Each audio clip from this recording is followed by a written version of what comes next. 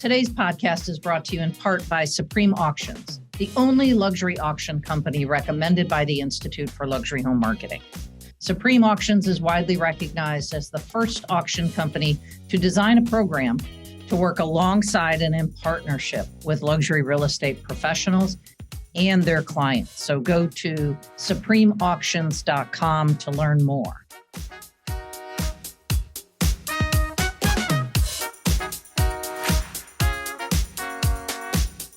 Welcome, Tami. This is going to be fun, right? You're on the other side now.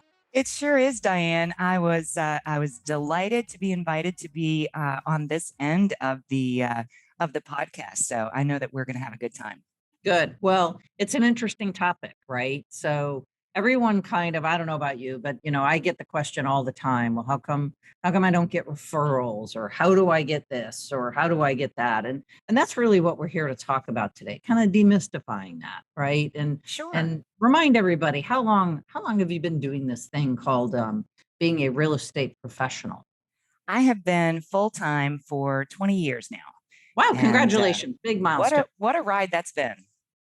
For sure, right? We talk about the things that we see over a couple of decades and things that, so you've seen a whole lot. I certainly have.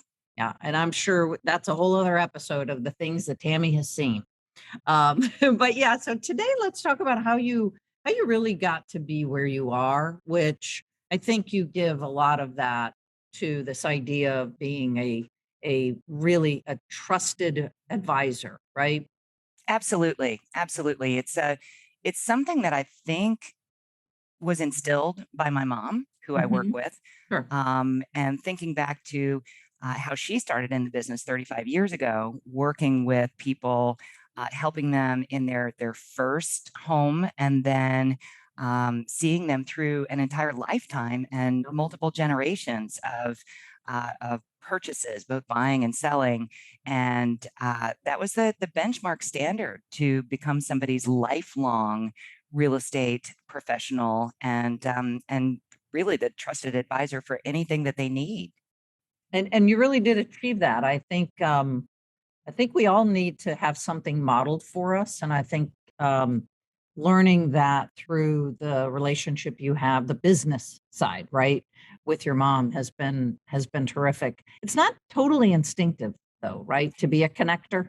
No, I don't think so. I think it requires a kind of mindset that is curious and looking for opportunities to connect people with things that are resources, things that they need. There's an intuitiveness of trying to dig a little bit deeper, and it's not about bedrooms and baths and square footage. It's about satisfying somebody's lifestyle, and really trying to get into what motivates them, and what's gonna really make them happy, which ultimately keeps them happy and makes them use you again, and Right. makes them refer people to you. Right. So when do you think in this, I'll call it the real estate sales life cycle, right, from the first time home buyer and on, where do you think it really does change into lifestyle?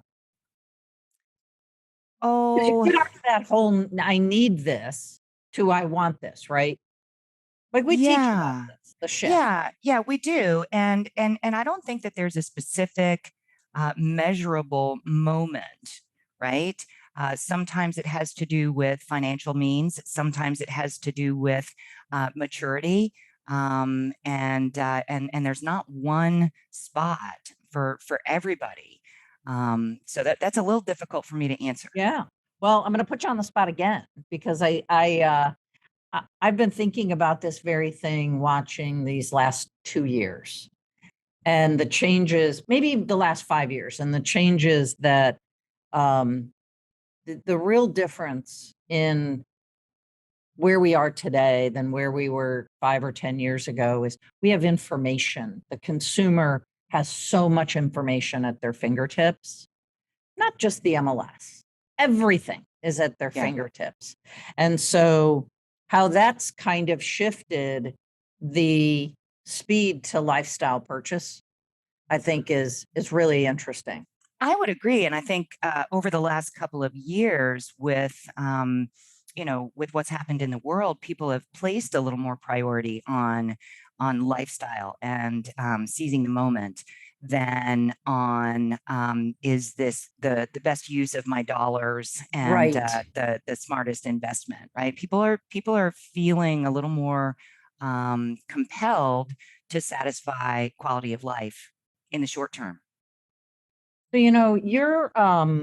you've got great stories. It's probably, I think, one of the things that I read the most about you from the hundreds of classes that you've taught for the Institute and their relevance. And that's why when this topic kind of hit my mind, I was like, I think really Tami and I, even though it's strange because you you interview folks, but I really wanted to talk to you about this because I do think there's now a benchmark that this profession has to be this.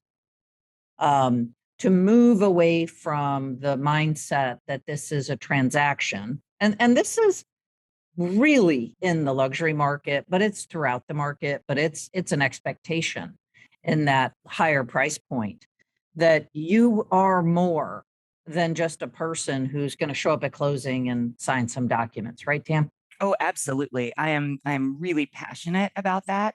The last thing on my mind is making a sale, right? I would rather have someone choose not to pursue a transaction and be of the mindset that I help them make a smart decision because it'll come back, right? Right. It'll come back in the long term. And I think about some of our most significant referrals have come from folks that didn't use us themselves for whatever reason. There's always a few folks that can't necessarily make their first pick of who they work with, Right. but they are absolute cheerleaders and send us tons of business because they know that we're going to take care of people and really be more concerned about helping people make the right decision than closing a sale. I have talked more people out of buying houses than probably I have Right. closed, and that's a running joke of my clients. They say, "Tami, are you ever going to let me buy a house?" So that's that. I Boy, think that's that's something that I'm really proud of is that it's not about the transaction. It's about um, really doing what's right. and you really should be proud of that, right? Because that's not necessarily everyone's motivation. Um, so so Andrew talked, and I really did like that episode with him. And he talked about the ways, at least in his experience, the real estate professional shifted to over into this other bucket called trusted advisor. Right. So if I were to put you on the spot and say, what do you think a trusted advisor is? I think a trusted advisor, number one, starts with the principle that people feel as though they can trust you to be authentic and to listen to them and to really help them accomplish their goals. Right when they trust that you're not trying to make a sale, and when they trust that the market, that the community, that you have the ability to connect them with other resources, right? Everything from lawn service to nannies and everything, CPAs, um, financial advisors, all of that. When they feel as though they can reach out to you for advice or for recommendations, and that they have that level of trust, that how much they trust you is also how much they can trust those recommendations and those connections. I think that's where you really make the shift from being just a realtor to being a trusted advisor. Right, because for some folks, that's a resource list. Hey, here's my resource list of the AC guy and the plumber versus really understanding what your state is in life. So can you give us an example of this? Again, I think I think you've honed this skill partially because you are a move to market, right? Right. You've got to be that in a very, really, realistically, a lot of your relationships, right? Yeah, absolutely. We have quite a lot of experience with people who are coming from outside the market, who really need everything, Everything. right? Even to the point of when when we're getting ready to close the transaction, if they have kids, we say, okay, so who's your emergency pickup at school? And they say, holy cow, I didn't think of that. I don't know anybody here. And so on our team, we joke about how many children we could pick up from school because they trust us enough to be the ones that they put on that list. Come on, that Um, is a new high watermark right there. right, right. Like, And really? yeah, yeah. It's about how many the box of keys that we have to people's houses, um, because they wanted us to be, the emergency backup. And those are, decades old relationships. And we have to check with them sometimes and say, hey, have you ever changed your lock? And in the case of, I had one last week. A client was taking a cruise out of the country, and she said, "I just want to check and make sure you still have a key to my house, right? And here's the current password." Wow. And so, yeah, that's the level of trust. That's really when you become a trusted advisor. And for us, one of the unique things we're in, in Florida, we have hurricanes, A little right? bit. And that's kind of trepidatious for people who've moved here from out of the area. So every year, just before hurricane season, so that's happening right now, we're going through the list of folks that we help to move here who've never been through a tropical storm or a hurricane. And we check in with them and say, hey, what's your plan? Right? Know that if you decide to evacuate, we've got resources that we can check on your house. And we're going to call to find out where you've gone and how you're doing. And do you have batteries and fresh, flashlights and that sort of thing? And people are surprised at that. But that is a huge, huge level of interest in our clients' well-being that is not it's not contrived, right? Right. It's real. I remember the first time that we thought about doing that. We said, holy cow, this has got to be some really interesting things. I once guided a woman on the phone through Sam's Club to get the things that she needed because she had relocated here and was in temporary housing. They hadn't even purchased a home yet, in order to get the kids enrolled in school. Right. And she had no idea what she was doing. And her spouse was not in town. So I walked her through on the phone to help her get the things that she needed for her kids and, all of that sort of thing. And yeah, that's why I do what I do. Yeah, exactly. So, gosh, so many things to ask you after that. First, what a terrific idea. And I don't think that comes from, you and your team sitting around going, gee, how can we do this? It's more what do they need right now from us? And so one of the things that in my conversation that Andrew was talking about is what we call skilled questioning. Again, being so focused on a transaction and not the person, that doesn't ever really happen. You can't get to this idea of who are you and what are your needs, right? If all you're thinking about is and look, I mean, I have to believe that especially in this market, you're having to slow these people down right now, aren't you? Absolutely. Absolutely. I was just thinking the same thing. Um, right now, in the frenzy that we have with a shortage of inventory and 100 people competing for the same listing that just came on the market in every price range up into the millions of dollars, right?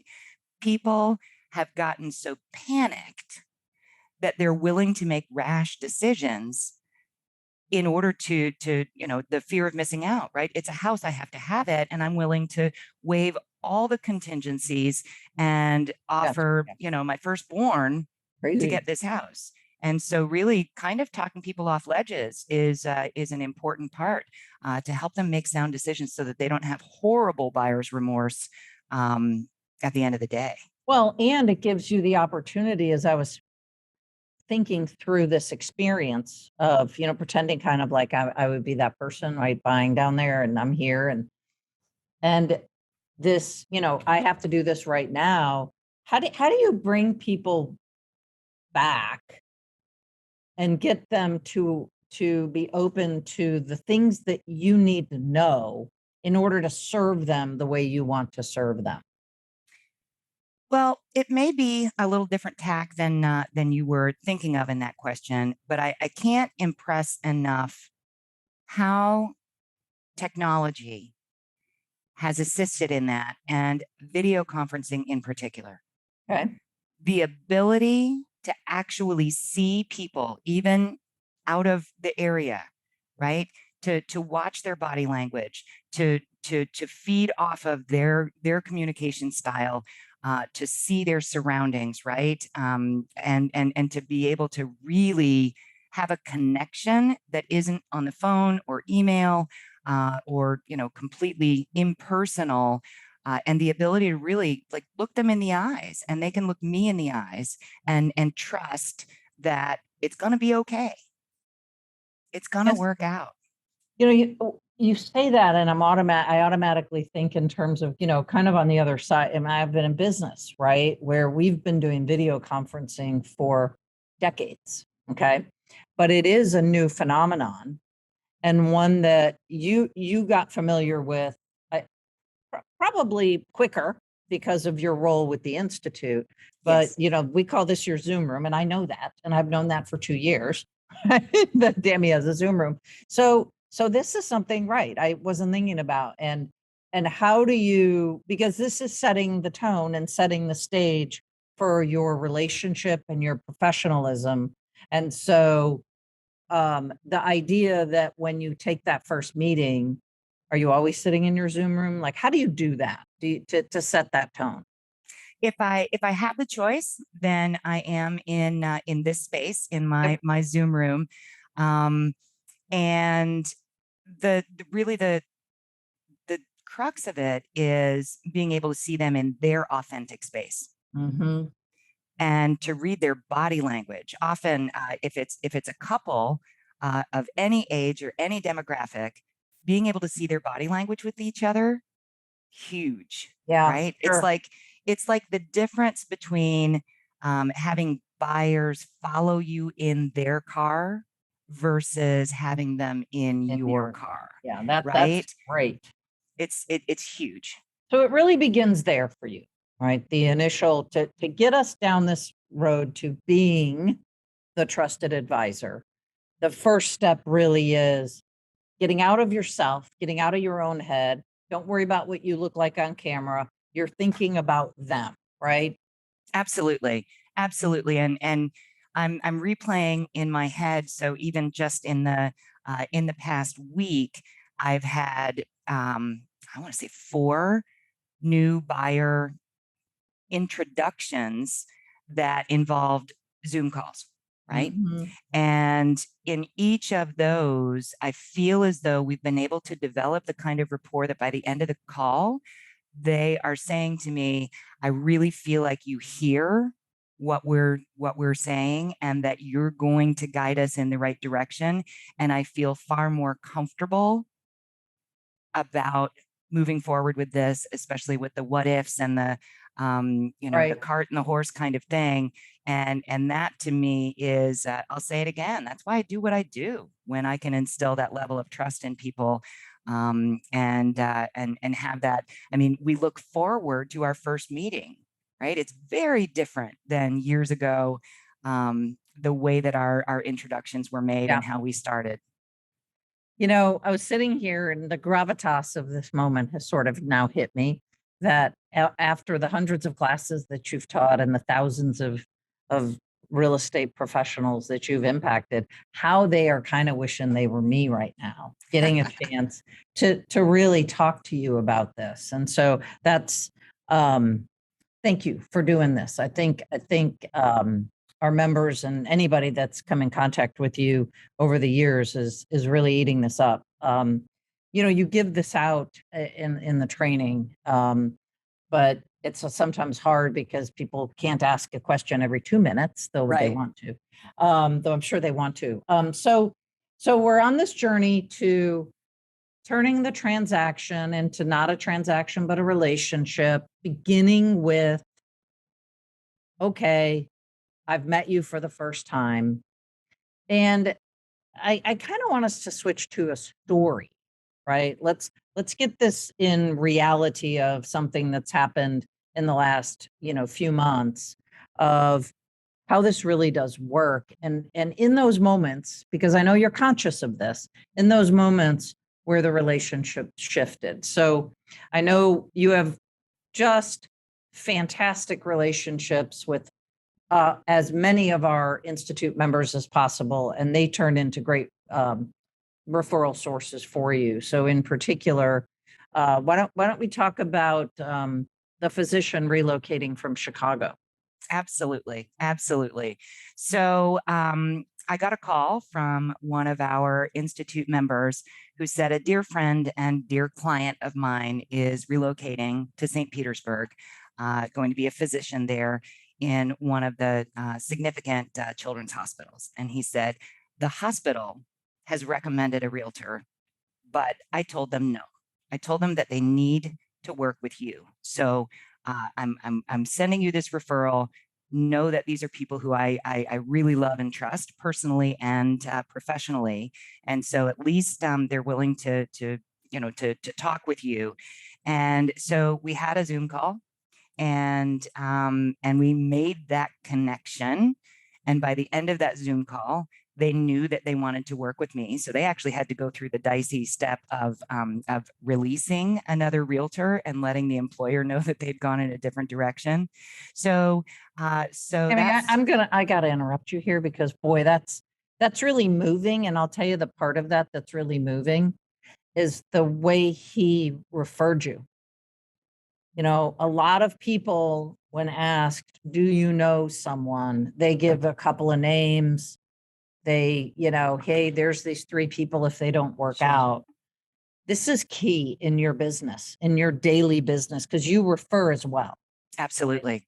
And so this idea of being able to say, you have to use them and here's why is really the start of this whole thing, right? Because you've got a relationship with this gentleman and it goes back a long ways. And you've always served that relationship well, too, right? You bet. You bet. Absolutely. Okay. Two-way street in Well, that and the regard. two-way street, and I say this, I actually talked about this in our one of the early year loyalty episodes about how do you actually make a meaningful referral. It's not, hey, talk to this person. I've got 3 more if that doesn't work out. Yeah. People Yeah, do this that. and this one was absolutely.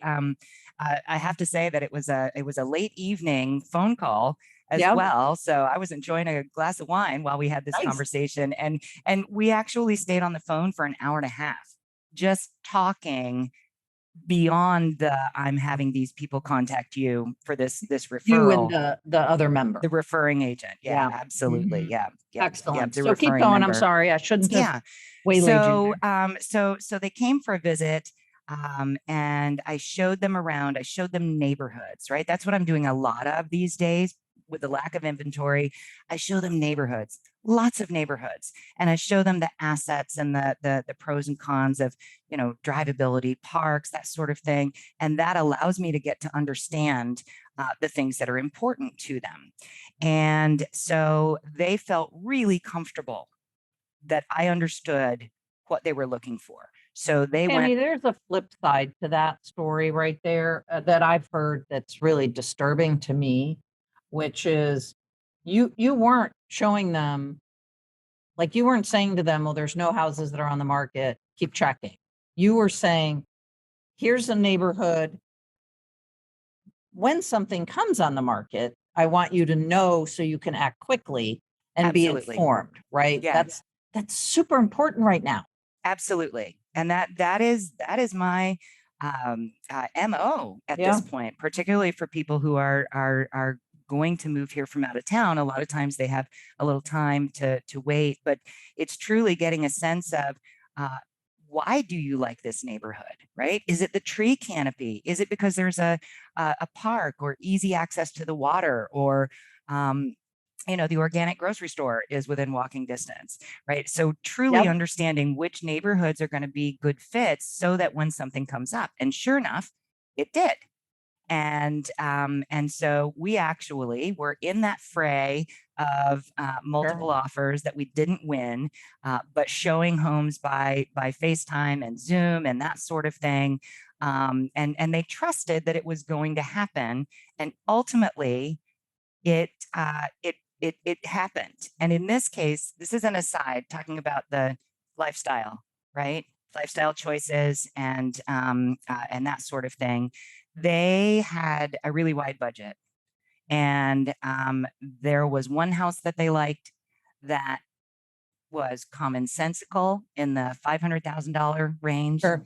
and there was one house that was waterfront at 875,000. And they were having to decide between those two. That's a lot of money.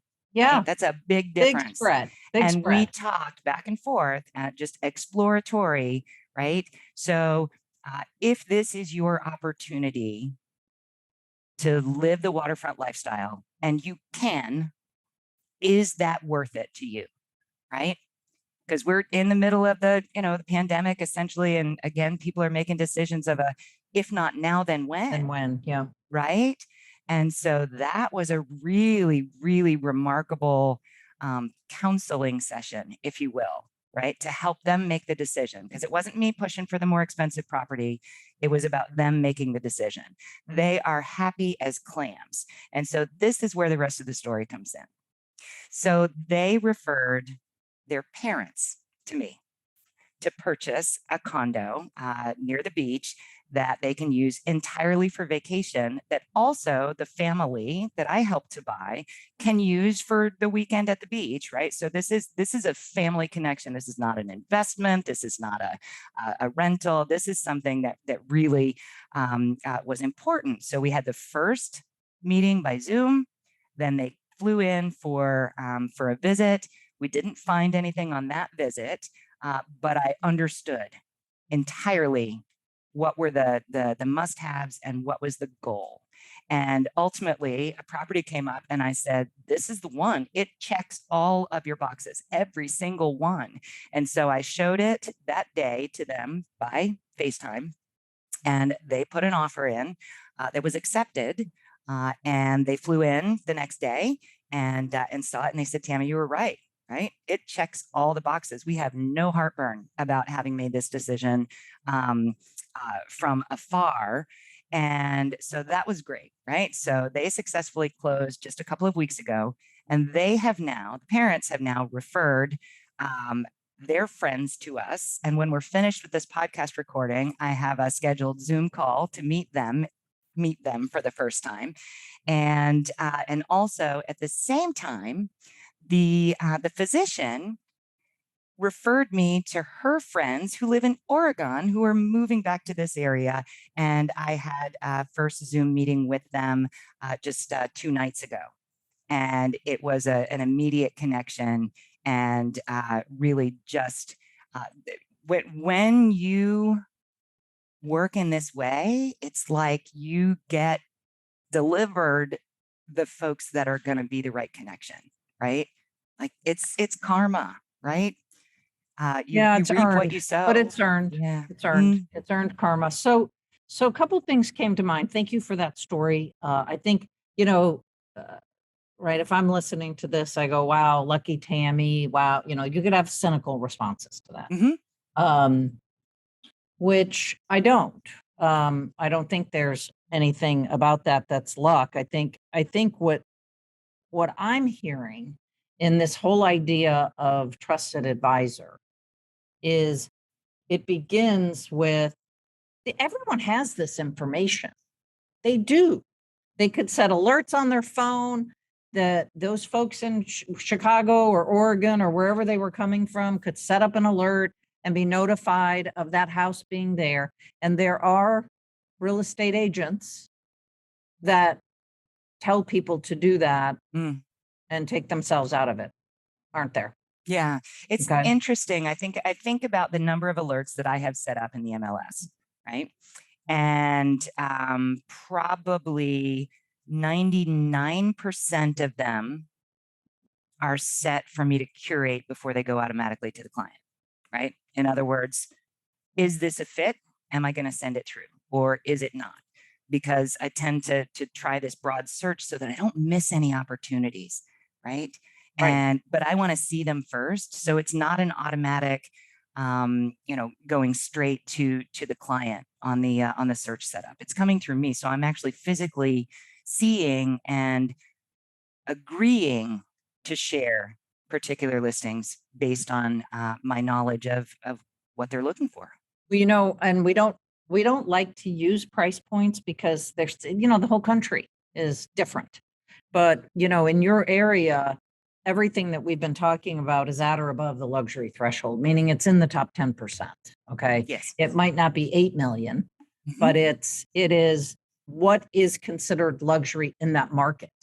And so I think the thing that as I listened to you, and I hope everyone enjoyed this as much as I did, because you're such an incredible ambassador for this profession that I wish I could have like that little thing, like Miss America, but ambassador, right? Oh, Wouldn't thank that you. be That fun? means a lot Yeah, to me, though. It means a absolutely. lot. Those that have been in my training know that I feel pretty passionate about our responsibility um, to make a better impression of our profession. Yes, and I think when I hear you, I'm going to kind of sum it all up because that's really what I do is just listen, say, there's a lot here. There's a lot to this job that is not about um, just finding someone a home. That's the That's right. beginning of the relationship. And so when we think back to the experience that your clients had and will continue to have, because we know that this is, as you said, this is your MO.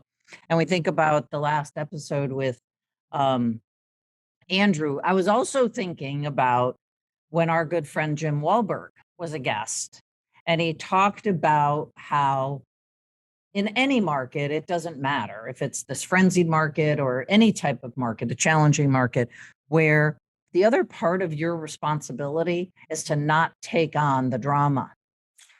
Oh, and Okay. that's a hard one. It's hard, but when you told your stories, right, the drama would be, listen, you're coming from out of town. These houses are going really fast. You've got to act fast versus let's talk about it. I'm going to curate because in the end, that's what's going to make them continue to come back and continue to refer a friend, which is your greatest compliment, Tami, right? The referring of a friend is the greatest compliment you can have. So any final words on this idea of becoming a trusted advisor that you have an opportunity to touch all these lives, and here's another one. What's that last thing you wish folks knew? Oh gosh, I wish that they would look at every opportunity to help someone learn something, connect with something, achieve something, to make their lives more full. Look for those opportunity, right? Don't live with blinders on. Always be looking for ways that you can make an impact. And I am so proud to do what I do, and so pleased that I am able to make such a difference in people's lives. Yeah, and I was just sitting here listening to you, and here's yet the other really outrageous difference between us because you say that and it sounds so fabulous. And what I would say is we got to make an effort, right? Like Yep. there's effort involved here. And the other piece that you didn't go too far into, which we might want to do later at a later date, is this idea of how did you learn all of this? And how did you curate your professional network that has so much value? Right. So for another episode. So thank you, my friend, for all you do for people and all you do for the Institute and for all of our listeners. This was really a treat and I really appreciate it. Thank you. It is my pleasure.